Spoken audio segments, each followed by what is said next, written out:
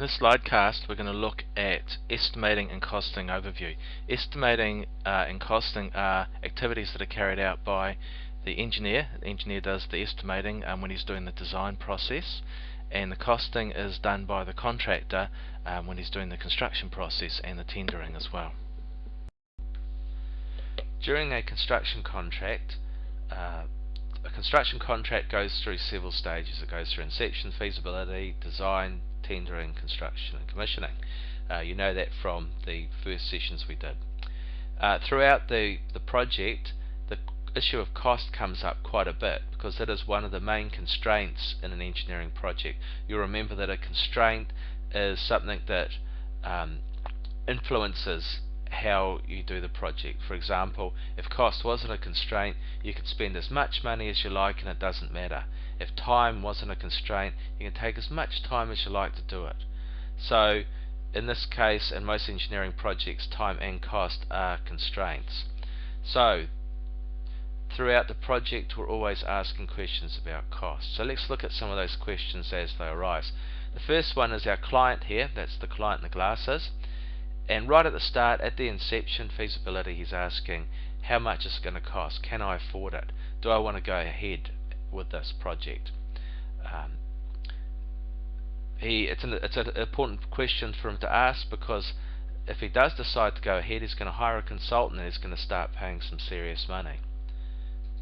So the way that question is answered is a rough estimate from the consultant. And he's saying this is sort of how much it's going to cost. Now remember, at this stage, no site investigations will have been done. The consultant may have gone out to site and had a bit of a look at it, but there's no geotechnical information. He probably doesn't know exactly what he's going to do. He knows he wants to build. He'll know what the client thinks it might want to go in there, but all he can do is just give him a rough estimate based on what the client tells him. The next question comes from the consultant, and that's during the design phase.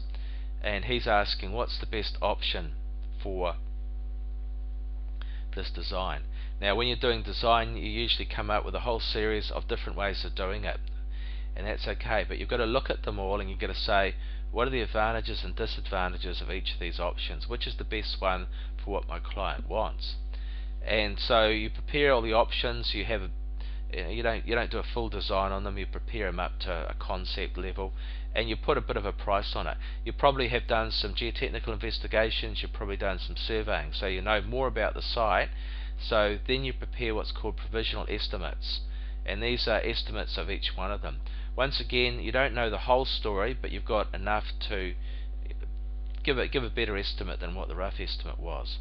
The provisional estimate is also usually enough for the client to say, yeah, can I afford this or not? He'll probably go to the bank with a provisional estimate of the preferred option, and he'll probably say, can I loan this money?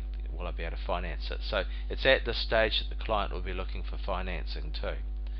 So the objective of the provisional estimates is to get that cost constraint sorted out, so that you can look at all of the options together, and it won't just be cost that'll decide it. It might be quality, it might be functionality, it might be time, but cost is certainly a very important one, and it will help you decide on which one of those options you're going to develop further.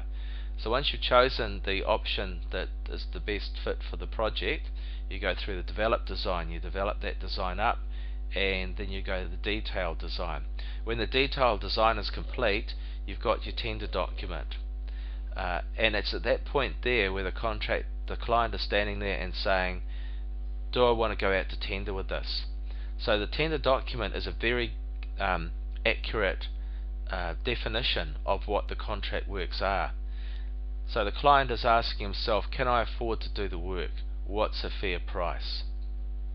So the detailed estimate, or engineer's estimate, is taken straight off the schedule of prices. So you prepare a schedule of prices, and you recall that the schedule of prices should cover the whole project. It should have all the quantities down pretty well accurate. So all the engineer has to do is put an estimate of rates against into the schedule to get an engineer's estimate. And when the tenders all come in, you can look at that engineer's estimate and say, am I being ripped off? Is this a fair price that's being offered? So ideally, if all the tender prices come in from all the contractors and the engineer's estimate is sitting in the middle of them, or above, or slightly above them, then you're thinking, yes, that price I'm getting from the tender is about right. During the tendering process, we now have the third player coming into action, and that's the contractor. Now he's asking, how much is going to cost to do the work? What price do I submit? It's very important to the contractor that he has a proper estimate of what the project's going to cost, because he is going to submit a tender price. He will have to do the works for that tender price.